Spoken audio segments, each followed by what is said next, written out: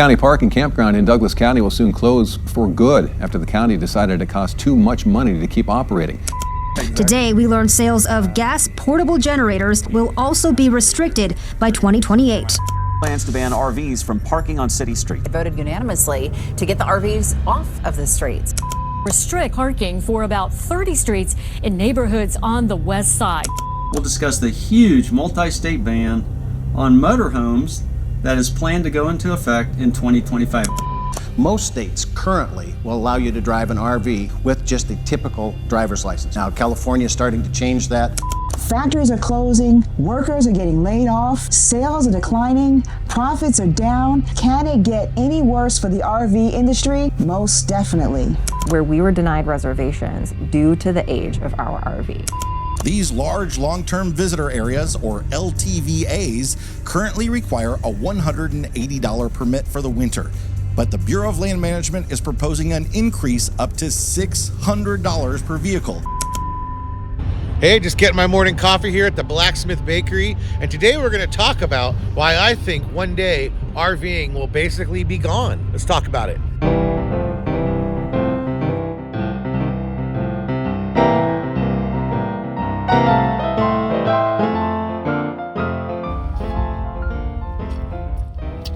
So yeah, I know it's a dark prediction and it sounds like it's a little clickbaity, but I really do live my RVing life with the assumption that one day RVing will not be allowed or will become financially untenable. There's a bunch of cultural trends and legal trends that have led me to this belief, but I feel like one day in the States and then eventually in Canada, probably too, it will be too difficult to RV or too expensive to qualify. And I'm going to give some of my reasons for why I say that. We got Trump going into office. That's going to change the makeup of all these variables that I just called out. Let's just start with the increasing costs. Energy prices will go up. We're not going to see a decline in gas prices. And the cost for vehicles is going to increasingly go up. And I can see the electrification of the fleets of trucks out there leading to this idea that the idea of owning your own truck and being able to tow with it and being able to afford the gas and afford it may one day become too expensive. It's already pretty expensive to buy a truck. And it's even more expensive to insure it. And, I don't expect money to get much cheaper. In other words, I don't expect 0% interest rates very much. So, it costs money to borrow money. And I just feel like it's going to be increasingly too expensive to buy vehicles in the coming years. I think we're going to see an upward trend in costs as materials become more sparse, more environmental controls get put in place. So I this could be 5 years, 10 years, 25 years when I'm old and not even able to drive anymore. But I am pretty convinced that these trends will hit. It's just hard to say when and how long. But I'm assuming, again, all these trends are going to hit in my lifetime, which is why I RV with such vigor, because I feel like one day I won't be able to.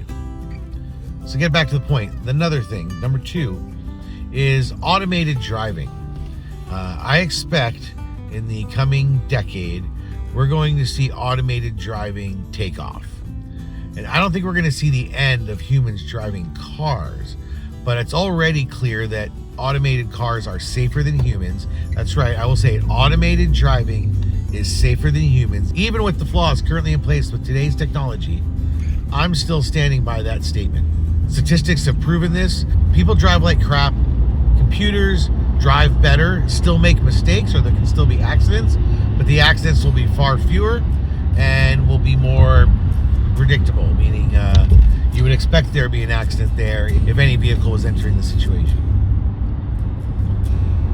But I think what's going to happen is automated cars will be a lot more effective if they could all talk to each other. I'm on the freeway right now, and if all these vehicles could talk to each other and could stay in contact through a common interface, then theoretically, if they were all self-driving, they could drive very close to each other because they all know when they're going to stop.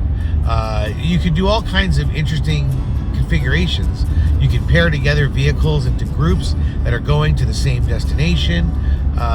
We already are following Google Maps, a lot of us, right? We're already halfway there with the automated driving, but we're not paying attention to how we get there anymore. We're just turning left and right when the computer tells us to do so.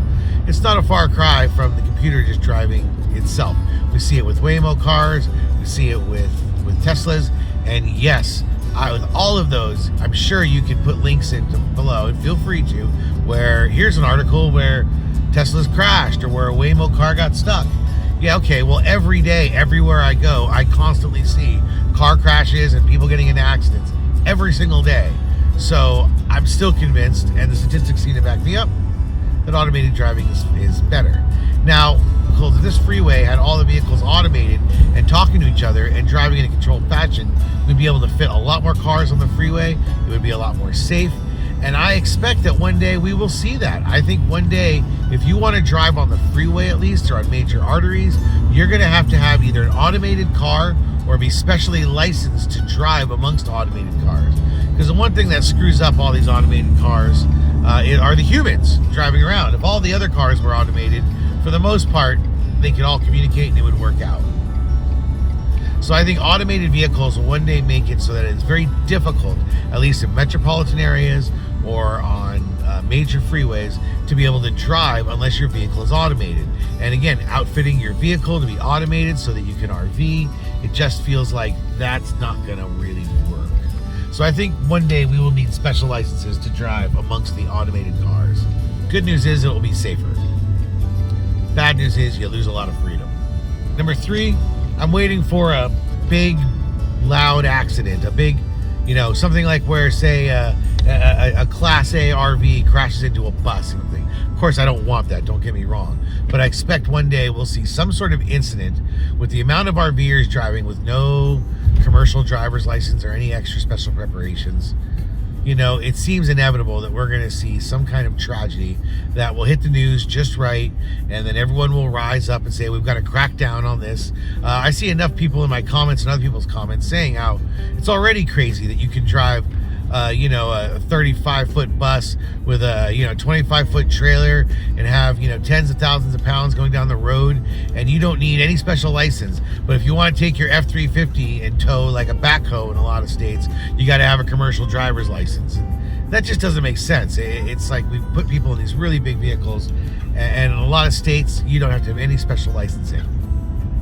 That I think will one day change, and I think it will change when there's some series of accidents. It's not like we're going to get sympathy for the RVing community. If you look back at my videos on homelessness and RVs, really RVs are going to increasingly become sort of a negative perception, I feel, in the United States. As much as a lot of us like to RV for recreation, costs are used so much by people who are effectively houseless or basically boondocking in places where they're not supposed to, staying long periods of time in rest areas, things like that. That's giving RVers a bad name. So when they want to defend themselves when something bad happens, like say a guy in an RV who's homeless or an immigrant crashes into some, a bus of kids, that's it. Expect the laws to change. And that quickly we will see it's harder to get a license. Maybe you need to qualify like a CDL. It's going to drive up the costs and burden to get a license. So I feel like one day it will be harder to tow or drive a large vehicle in the States and in Canada without having a special set of licenses. I could be wrong, sure. I could be wrong about all of these. But let's face it, if I am wrong, and I have RV'd extra hard in these, this decade coming up, because I don't know if we'll always be able to. Well, the downside is I got to do a whole lot of RVing if I'm wrong. And I kind of want to be wrong, really. I don't want to see RVing end. I just feel there's a lot of ingredients out there where somebody could put together the recipe of the right situations where RVing becomes increasingly too expensive, too prohibited, and too regulated to make it fun anymore. When I was a kid, I wanted to be a truck driver. My uncle, my dad, even my grandpa, they were all truck drivers, and I got raised in a New Jersey Teamster environment. If you got it, a truck brought it to you. If you got your food, your clothing, your medicine, a truck brought it to you. Yeah, I know, New Jersey Teamsters. We can talk about that later. But yeah, it was really amazing to be around all that trucking community. And I thought I wanted to be a trucker when I grew up. But then as I started getting older, I started seeing how regulated it became. And, you know, I'm not against it. It's a lot safer now out there on the road with all the truckers having to take rests and log their hours and be GPS tracked. But it made it so that I didn't want to be a truck driver anymore. That's why I'm an RVer, really. I get to be a pretend truck driver when I RV. With my little trailer in tow, you know, I feel like a little big rig going down the road, at least until I park next to a big truck and see how small I am. But, you know, that's how I get out of my system. And the reason I'm not a truck driver, because really I'd love to be a truck driver, is primarily because of the regulation of it. It's just become not fun anymore, right? It's just become over-regulated. And I expect there's a chance that we might see that with RVs in the future. It's already increasingly hard to pull into some cities like Santa Fe, California, where you're literally not allowed to park anywhere with an RV, anywhere in town, at any time. Basically, when you pull off the freeway, they have signs right there telling you, RVers not welcome. And I can see this happening more and more and more in the coming months and years. And that leads me to a whole nother reason, and that is bans. Basically, cities banning parking or cities banning the creation of campgrounds. It's getting increasingly hard to find campgrounds that don't cost a lot. When it comes time to reserve camping spots for the season, things get filled up really quickly. There's basically more RVers than there are camping spots, and that's not going to change. I feel like there's going to be a shortage of camping spots, and we're seeing RV parks even close because the value of the land in other uses is simply higher than renting it out to a bunch of RVers. So I feel like we might even see a reduction in private campgrounds in the coming years, not an increase, especially if we see sort of a decrease in RVing, an increase in regulation. If these other things come true, right? Well, then why would you open a new campground if you know that RVing's on the decline? Again, I could be wrong about all this, and if I'm wrong, well, oh well. I did a lot of RVing for nothing. You know, I really do like the RVing lifestyle. I like getting out there and traveling.